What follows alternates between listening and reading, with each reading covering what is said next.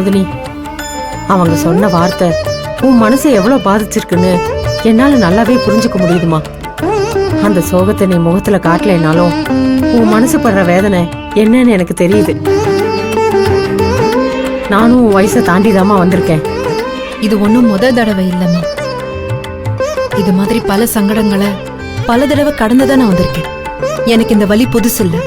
என்ன என்ன யாரும் புரிஞ்சுக்கலங்கிற சங்கடம் மட்டும்தான் இருக்கு.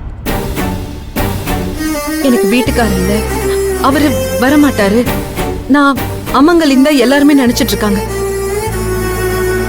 ஆனா அவர் இருக்காரு, திரும்ப வருவாருங்கிற நம்பிக்கையில தான் நான் இருக்கேன். இந்த நிமிஷம் வரைக்கும் என் மனசு அதை தான் திரும்ப திரும்ப சொல்லிக்கிட்டு இருக்கு.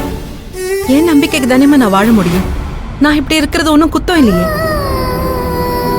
என்ன நம்பிக்கை இல்லாத இடத்துல இருந்து நான் கொஞ்சம் ஒதுங்கி இருந்திருக்கணும். அது ஏன் தப்புதான். என் குடும்பம் நல்லா இருக்கணும்னு நான் நினைக்கிற மாதிரி அந்த அம்மாவும் அவங்க பொண்ணும் குழந்தையும் நல்லா இருக்கணும்னு நினைக்கிறாங்க. அதுல தப்பு இல்லையேம்மா. உன் சங்கடத்தை கூட பெருசா நினைக்காம அடுத்தவங்க நல்லா இருக்கணும்னு நினைக்கிற பாரு. உனக்கு போயா கடவுள் இந்த மாதிரி அடுக்கடுக்கா சோதனை கொடுக்கணும்? இந்த சின்ன வயசுல நீயும் எவ்வளவு வேதனை தான் தாங்குவ. உன் மனக்காயத்துக்கு மருந்து இல்லைனாலும் ஆறுதலா ஒரு 4 வார்த்தை உங்ககிட்ட பேசணும் தாமா உன்னை இங்கே கூட்டிட்டு வந்தேன். நடந்ததையும் நினைச்சிட்டு இருந்தா நம்ம வாழ்க்கை ஒரு இடத்துல தேங்கி போயிடும். அதை மறந்துட்டு நகர்ந்தாதான் வாழ்க்கை ஓடும். அப்படிதான் சில வழிகளை கடந்து நான் ஓடிட்டு இருக்கேம்மா. கடவுள் என்ன சோதிச்சாலும் என்ன புரிஞ்சுக்கிற உங்களை மாதிரி நல்ல உறவுகளை கிடைக்க வச்சிருக்கானே, அதுக்கு கடவுளுக்கு தான் நன்றி சொல்லணும். ஆரம்பத்துல நான் கூட உங்க பையனை தப்பாதான் புரிஞ்சுக்கிட்டேன். அதுக்கு நாங்க சந்திச்ச சூழ்நிலை அப்படி.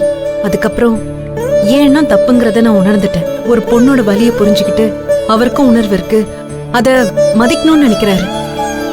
எனக்காக அவர் பேசினதை நான் மதிக்கிறேன். அவன் ரொம்ப நல்லவமா. என்ன அவனுக்கு ஆண்டவன் அவன் வாழ்க்கையை சரியா எழுதல, பாதியிலே விட்டுட்டான். அம்மா, நான் கேக்குறேனேன்னு தப்பா எடுத்துக்காதீங்க. பொதுவா நான் யார் வாழ்க்கையிலும் சம்பந்தப்படுத்திக்கிறது இல்ல. ஆனா கேட்கணும்னு தோணுது. திவ்யாவுக்கு அம்மா இல்லைன்னு தெரிஞ்சுக்கிட்டது அவங்க இல்லைன்னு தான் நான் நினைச்சேன். அப்புறம் அத்தை சொன்னதும் தான் அவங்க விட்டுட்டு போயிட்டாங்கன்னு நான் தெரிஞ்சுக்கிட்டேன். ஒரு பொண்ணோட உணர்வை ஆழமா புரிஞ்சுக்கிற உங்க பையனோட வாழ்க்கையில அப்படி என்னமா நடந்துச்சு?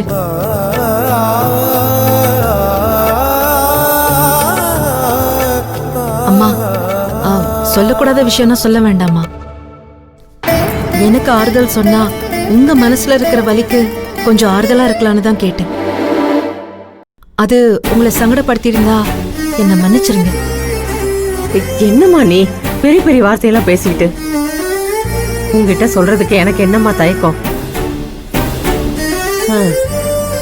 கிட்டத்தட்ட உன் வாழ்க்கையும் என் மகன் வாழ்க்கையும் கடவுள் ஒரே சிந்தனையில எழுதிருப்பான் போல இருக்கு. 2 பேரோட மனசும் ஒண்ணுதான், உங்க வாழ்க்கையும் ஒண்ணுதான். அதனாலதான் என்னவோ உன்னை எனக்கு ரொம்ப பிடிச்சு போச்சுமா. என்னம்மா நீ பெரிய பெரிய வார்த்தையெல்லாம் பேசிக்கிட்டு? உங்ககிட்ட சொல்றதுக்கு எனக்கு என்னம்மா தயக்கம்? கிட்டத்தட்ட உன் வாழ்க்கையும் என் மகன் வாழ்க்கையும் கடவுள் ஒரே சிந்தனையில எழுதிருப்பான் போல இருக்கு. 2 பேரோட மனசும் ஒண்ணுதான், உங்க வாழ்க்கையும் ஒண்ணுதான். அதனாலதான் என்னவோ உன்னை எனக்கு ரொம்ப பிடிச்சு போச்சுமா. இப்ப இருக்கிற வசதி எல்லாம் எங்களுக்கு அப்ப இல்லம்மா. ஏதோ கொஞ்சம் சுமாரான வசதி தான். இவன் ஃபேஷன் டிசைனிங் அதை படிச்சுட்டு சென்னையில வேலைக்கு அலைஞ்சிட்டு இருந்தான். அப்ப வயசு கோளாறுல காதலும் பண்ணிட்டான். அவ பெரிய இடம், ஒத்து வராதுன்னு நான் எவ்வளவு சொன்னேன். காதல் 2 பேரோட கண்ணையும் மறைச்சிருச்சு. அவளும் என் பையன் மேல இருந்த காதல்ல அவங்க அப்பாவை மீறி வந்துதான் இவனை கல்யாணம் பண்ணிக்கிட்டா. 2 குடும்பம் சம்மதம் இல்லாம இவங்க 2 பேரும் வாழ்க்கையை தொடங்கினாங்க.